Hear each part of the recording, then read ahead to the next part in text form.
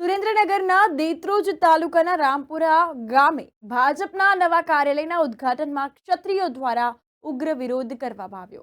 અમદાવાદ જિલ્લાના માંડલ દેત્રોજ તાલુકાના રામપુરા ગામે કૃષ્ણાધામ ખાતે ભાજપનું કાર્યાલયનું ખાતમુહૂર્ત કરવામાં આવ્યું। આ અંતર્ગત વિરમગામ વિધાનસભાના ધારાસભ્ય હાર્દિક પટેલ, જિલ્લા પંચાયતના સદસ્ય દેવાનજી ઠાકોર, તાલુકા ભાજપના પ્રમુખ મહેન્દ્રસિંહ સોલંકી, વિધાનસભાના સંયોગી યોગેશ પટેલ તેમજ પૂર્વ જિલ્લા પંચાયતના સદસ્ય કુંવરજી ઠાકોર ઉપસ્થિત રહ્યા હતા। તેમનું ફુલારથી સ્વાગત કરવામાં આવ્યું હતું। આ કાર્યક્રમમાં ભાજપના તમામ કાર્યકરો મોટી સંખ્યામાં ઉપસ્થિત હાજર રહ્યા હતા। આ અંતર્ગત આ કાર્યાલયનું ઉદ્ઘાટન કરવામાં આવ્યું, પરંતુ અચાનક ચાલુ સભામાં ક્ષત્રિય સમાજના કાર્યકર્તાઓએ ખુલ્લો ઉગ્ર વિરોધ ઉઠાવ્યો અને જય ભવાની ભાજપ જવાનીના નારા સાથે હોબાળો મચાવ્યો હતો। ત્યારે હાજર રહેલ પોલીસ કર્મીઓએ તાત્કાલિક ક્ષત્રિય સમાજના 50 થી 80 લોકોની અટકાયત કરી છે। ત્યારબાદ સભા પૂર્ણ કરી હતી અને આ અંતર્ગત રાજકીય માહોલ ગરમાયો હતો।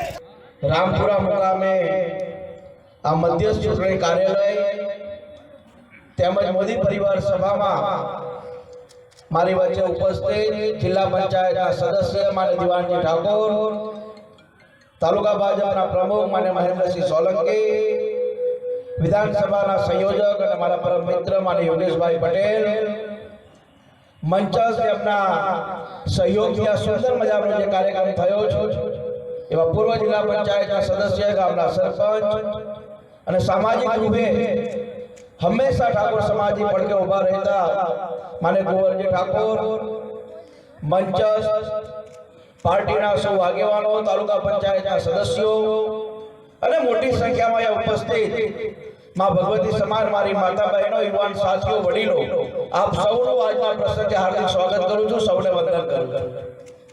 આવા કાર્યક્રમ જ્યારે પણ થતા હોય ત્યારે લોકોમાં રાષ્ટ્રહિત અને ગુજરાતના હિતને લઈને ખૂબ ચર્ચાઓ હોય છે।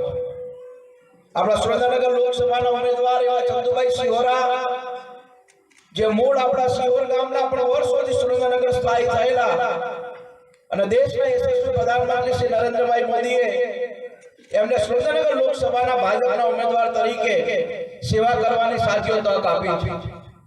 આજે જ્યારે રામપુરા મુકામે ચૂંટણી કાર્યાલયનું ઉદ્ઘાટન કરવામાં આવ્યું ત્યારે એક નિશ્ચિત રૂપે સમગ્ર દેશની અંદર અને રાષ્ટ્રની અંદર ભારતીય જનતા પાર્ટી 400 થી વધુ સીટો સાથે જીતી રહી છે અને ગુજરાતમાં 26 માંથી 26 સીટો સાથે જીતી રહી છે। એનો સ્પષ્ટ ઉદ્દેશ અને સ્પષ્ટ દાખલો જો કોઈ હોય તો સુરતની લોકસભા બિનહરીફ જીતીએ સૌથી મોટો દાખલો છે।